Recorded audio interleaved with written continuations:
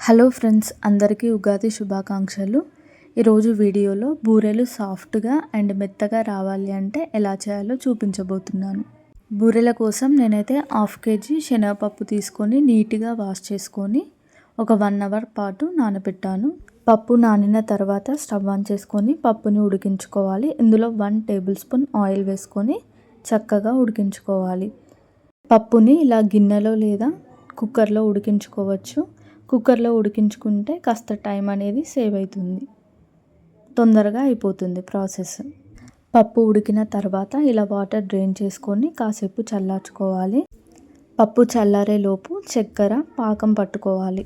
చక్కెర కరిగేంత వరకు పాకం పట్టుకోవాలి, కలుపుతూనే ఉండాలి.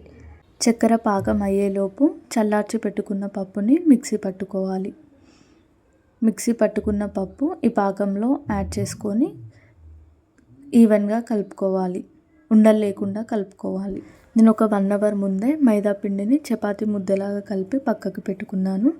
మైదా ప్లేస్లో గోధుమ పిండి కూడా యూస్ చేయొచ్చు. పిండిని ఒక ముద్ద తీసుకొని మందం పూరీలాగా చేసుకోవాలి. పిండి అనేది పల్చగా ఉండకూడదు. ఇలా పూరీలాగా చేసుకున్న తర్వాత పూర్ణంని ఒక రౌండ్ బాల్ లాగా చేసుకొని పూరి లోపల పెట్టుకొని స్టఫ్ చేసుకోవాలి.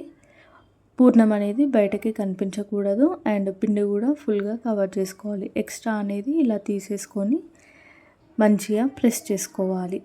నేనైతే ఒక కవర్ తీసుకొని మళ్ళీ దానిపైన ఇంకో కవర్ వేసుకొని కొద్దిగా ఆయిల్ పెట్టుకొని ఇలా పల్చగా చేసుకున్నాను. వీటిని మా సైడ్ అయితే బూరెలని పిలుస్తాము.